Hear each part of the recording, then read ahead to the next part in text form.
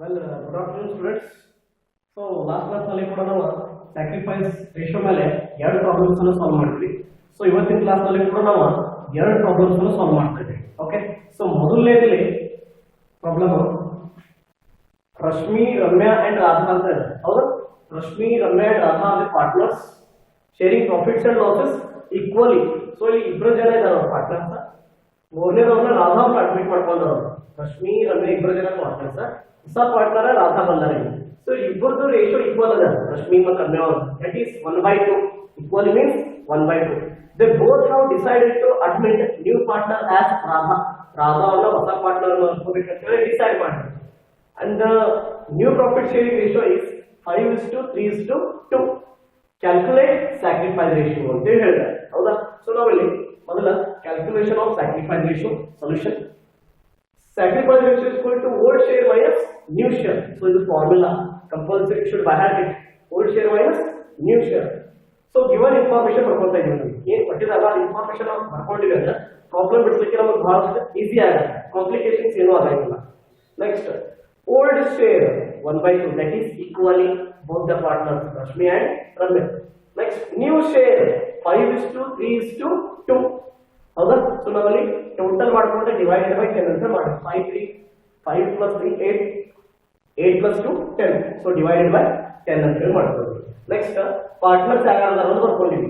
ಇಲ್ಲಿ ರಶ್ಮಿ ಮತ್ತು ರಮ್ಯಾ ಅಂತ ಪಾರ್ಟ್ನರ್ಸ್. ಹೊಸ ಪಾರ್ಟ್ನರ್ ಯಾರು? ರಾಧಾ. ಸೊ ಅದರಲ್ಲಿ ರೌಂಡ್ ಮಾರ್ಕ್ ಯಾಕೆ ಹಾಕಿದ್ದೇವೆ ಅಂದ್ರೆ ನಾವು ಬೈ ಮಿಸ್ಟೇಕ್ ಕೂಡ ಅಲ್ಲಿ ವ್ಯಾಲ್ಯೂ ಕನ್ಸಿಡರ್ ಮಾಡಬಹುದು. Because it is will be treated as a new partner. Treated ಮಾಡಬಹುದು ಮತ್ತೆ ಕ್ಲಿಯರ್ ಆಗಿ ಹೇಳ್ಬಿಟ್ಟಾರ.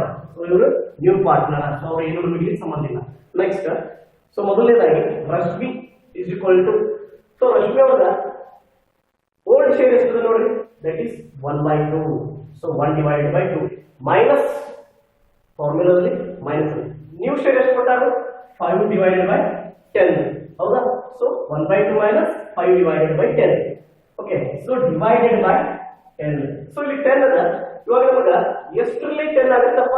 ಸೊ ನಾವು 2ರ ಮಟ್ಟಿಗೆ ಸ್ಟಾರ್ಟ್ ಮಾಡಿದ್ರೆ 2ರಲ್ಲಿ ಬರ್ತದ, 5ರ ಮಟ್ಟಿನಲ್ಲಿ ಕೂಡ ಬರ್ತದ. 5 2 10, 2 5 10. ಸೊ ನಾ ಇಲ್ಲಿ 5ರಿಂದ ಮಲ್ಟಿಪ್ಲೈ ಮಾಡ್ತಾ ಇದ್ದೀನಿ. 5 2 10. ಓಕೆ, ನೆಕ್ಸ್ಟ್ ಇಲ್ಲಿ ಮಲ್ಟಿಪ್ಲೈ ಆಗಂಗಿಲ್ಲ. ಸೊ ಇದು 10 ಅದ. 10 1 10. ಓಕೆ, ಸೊ ಇಲ್ಲಿ ಮಲ್ಟಿಪ್ಲೈ ಮಾಡ್ಕೊಳ್ಳೋಣ. 5 1 5. ಇಲ್ಲಿ ಕೂಡ ಸೇಮ್ ಅದ case. 5 1 5. So 5 minus 5 that is 0 divided by 10. 0 divided by 10. Next Ramya also ತಗೊಳ್ಳೋಣ. Same case. 1/2 divided by new ratio 3/10. So ಇಲ್ಲಿ ಕೂಡ ನಾವು ಒಂದ್ಸಲ ಕ್ಯಾಲ್ಕುಲೇಷನ್ ಮಾಡಿದ್ರೆ ಸೇಮ್ ಅದೇ ತರ ಇರುತ್ತೆ. So 5 2 10 10 1 10. So ಇಲ್ಲಿ 5 1 5 3 1 3. So 5ರಲ್ಲಿ 3 ಹೋದ್ರೆ 2. So 2 divided by 10. So this is the sacrifice ratio of Ramya. Therefore, sacrifice ratio is equal to 0 divided by is 2 divided by 10, or 0 is to 2. So this is the sacrifice ratio of the Rashmi and Ramya. They both have made sacrifice for Radha. Radha ಅವರ ಇಷ್ಟು ತ್ಯಾಗವನ್ನು ಮಾಡಿದ್ದಾರೆ ತಮ್ಮ ರೇಷಿಯೋನಲ್ಲಿ ಹಂಚಿಕೆ ಮಾಡುವಂತಹ ಸಂದರ್ಭದಲ್ಲಿ. ಇನ್ನು next ಎರಡನೇ ಪ್ರಾಬ್ಲಮ್ ಬರೋಣ. ಓಕೆ, ಇದು ಕ್ಲಿಯರ್ ಆಯ್ತಾ? ಎರಡನೇ ಪ್ರಾಬ್ಲಮ್ ಬರೋಣ. ನೆಕ್ಸ್ಟ್ ಈ ಪಾರ್ಟ್ನರ್ಸ್ ನಲ್ಲಿ, ಈ ಪ್ರಾಬ್ಲಮ್ ನಲ್ಲಿ Anil Sunil are the partners sharing profits and losses in the ratio of 5:3. So ಇಲ್ಲಿ 5:3 ರೇಷಿಯೋ ಅವರು ಹೊಂದಿದ್ದಾರೆ. ಯಾರಪ್ಪ? Anil and Sunil. They both have decided to admit Vimal as a new partner. So Vimal ಅಲ್ಲಿ ರೌಂಡ್ ಮಾರ್ಕ್ ಮಾಡ್ತಾ ಇದ್ದೀನಿ.